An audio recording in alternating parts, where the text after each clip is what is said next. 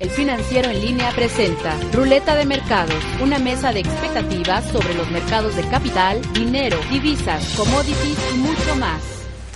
Hola, ¿qué tal amigos del Financiero? Esto es Ruleta de Mercados, yo soy Janet Ochoa y ahora me acompaña mi compañero Antonio Sandoval. ¿Qué tal, Antonio? ¿Cómo estás? Bien, gracias. Bueno, platícanos, ¿qué pasó con los mercados esta semana?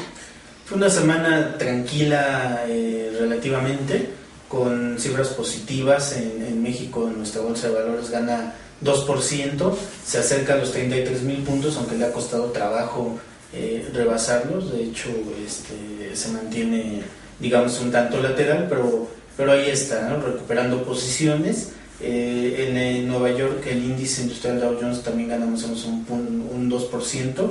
Está consolidándose por arriba de los 10,000 puntos, que eso es importante también, es una buena noticia. Cifras positivas en términos generales para la economía de Estados Unidos, por lo tanto para la economía de México, y el tipo de cambio registró menos presiones. El dólar el dólar spot, estoy hablando del mercado interbancario, bajó de 12.70 a 12.59 pesos por dólar, más o menos una recuperación para el peso de 0.9%.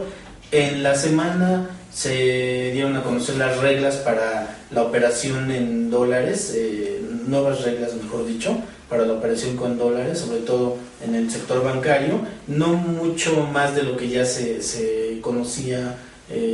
Los clientes que tienen cuentas en sus bancos pueden negociar, vender específicamente $4,000 a la institución, las empresas hasta $7,000, aunque hay algunos puntos, sobre todo del lado de la franja fronteriza, y que los que son muy representativos turísticamente hablando, que tendrán mayores montos para negociar, y además se da un tiempo de 90 días para que se adecúen las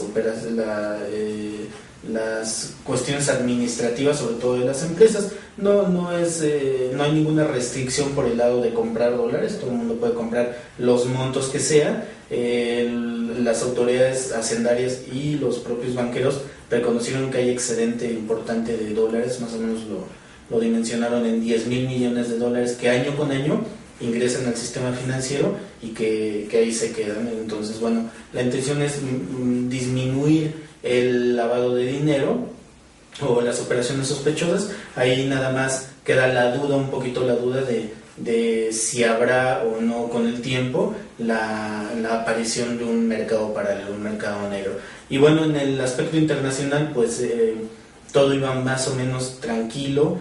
Sabemos que en Europa hay un problema muy grave que de vez en vez se recuerda, y en esta ocasión se volvió a recordar porque España nuevamente surge como un país en problemas, en muy graves problemas. Los bonos españoles se derrumban, se suben las tasas de interés a máximos históricos en sus diferencias respecto a otros bonos como los alemanes.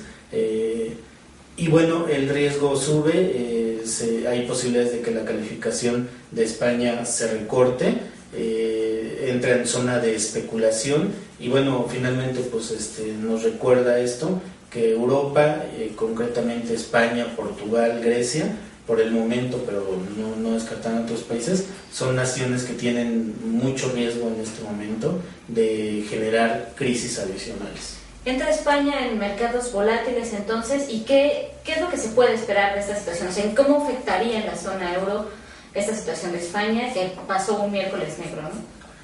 Sí, bueno, realmente no hay mucho más de lo que ya se sabe, no son datos tan novedosos.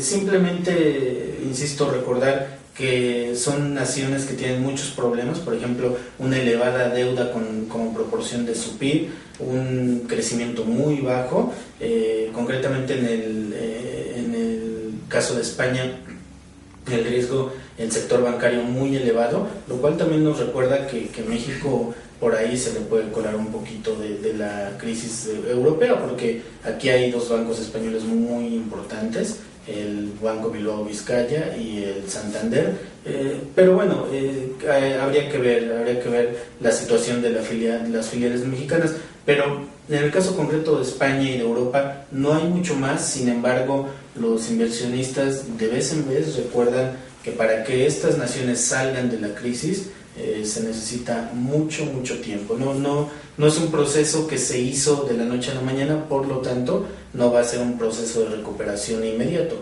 van a tardar muchos años, y en ese lapso, en ese camino, seguramente habrá momentos de elevada volatilidad, de muchas presiones para los mercados, como es el caso de España. Sí hay que recordar que, por lo tanto, los mercados mundiales siguen expuestos y desde luego México pues no se puede salvar. Hablas de México, ¿qué repercusiones tendría en México, además de esto que comentabas ya de los bancos?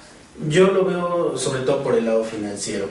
Eso por un lado, en el plazo inmediato, cuando llega a suceder algo grave en los mercados como pudo haber sido, o como fue en cierto modo el miércoles, aunque no contagió a todos, pues tú sabes, esto se refleja de inmediato, en cuestión de segundos y de minutos viajan miles de millones de dólares. Y por el lado, eso en el corto plazo o plazo inmediato, y por el largo plazo, bueno, pues hay que recordar que existe la preocupación de una doble recesión, y desde luego no solo México, sino el resto del mundo no se salvaría. Esos son los dos riesgos concretos que yo veo para el caso mexicano. Desde luego el segundo es muchísimo más grave porque significa otra vez entrar a un proceso de falta de crecimiento que mucha falta le hace al mundo, y no se diga a nuestro país. Ok, muchísimas gracias, Toño. Muchísimas gracias, amigos del Financiero. Esto fue Ruleta de Mercados. El Financiero en Línea presentó Ruleta de Mercados.